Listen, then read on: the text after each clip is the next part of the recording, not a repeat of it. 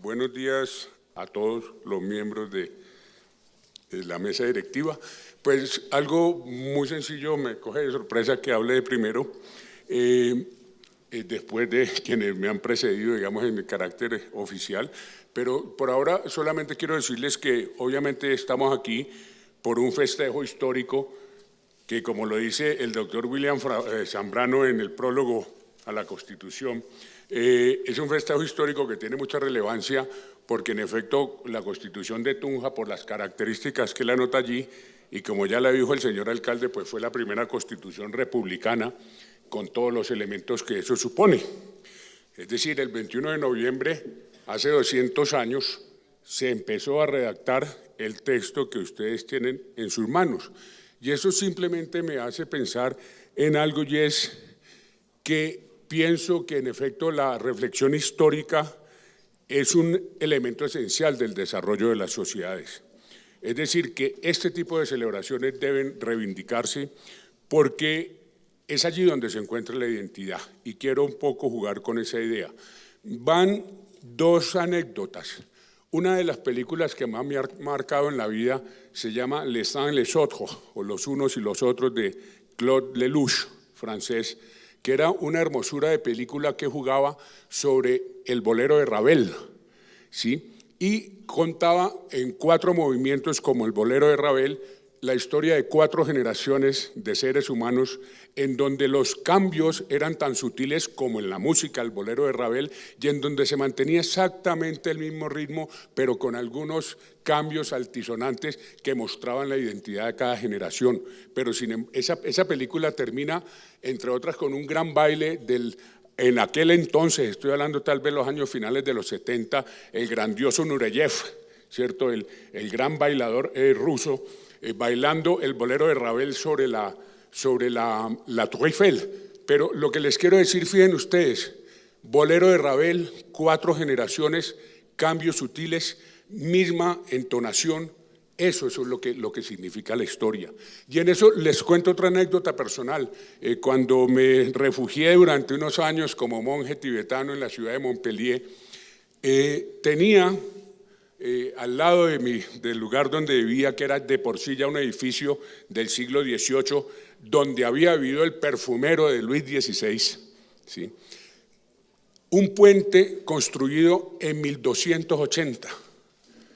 Entonces, cada vez que él estaba angustiado por las afugias de la vida, por los excesos de trabajo, por los avatares que siempre existen, salía a mirar ese puente, y yo decía, ¿qué tanto ha pasado debajo de este puente? Mucho.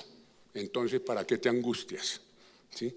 Calma, porque la visión histórica precisamente es una de las formas de tener una visión más permanente, una visión más sincrónica de lo que es las evoluciones sociales.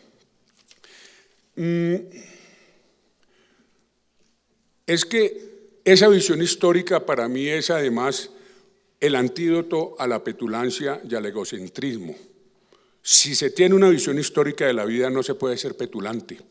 ¿Y por qué no se puede ser petulante? Porque detrás del puente ha pasado mucho, porque no somos más que un granito de arena en una evolución perenne, porque somos una forma de concebir el mundo, de aportar, pero siempre partiendo de la humildad, que es la enseñanza que deja la historia.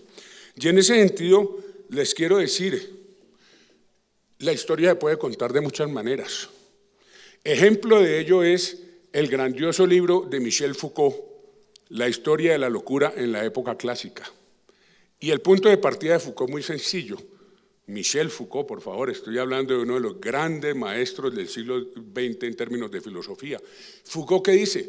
Más o menos, estoy aburrido de la historia de los reyes, estoy aburrido de la historia de la nobleza. Analicemos la historia de la locura en la época clásica. Miremos cómo se cuenta la historia desde la perspectiva del loco.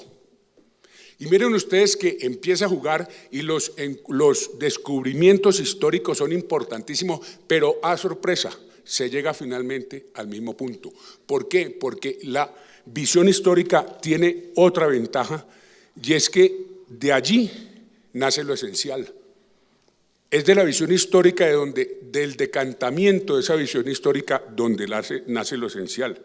Y por nacer lo esencial de la visión histórica nace el pluralismo. Creo que la madre de esa visión histórica es la historia, que uno de sus hijos es el pluralismo, porque el sentido histórico, el tiempo, da un sentido mínimo de lo esencial, de aquello que por ser legado de la historia une a las sociedades, a las historias y a las formas de pensar. Y eso fue lo que nos dejó la Constitución de Tunja. Si nosotros nos ponemos a ver, ya voy terminando, pero no voy a robarme, entre otras, el grandioso texto que han sacado, pero miremos que allá había, por ejemplo, ese control de constitucionalidad, precario sí, incipiente, pero control.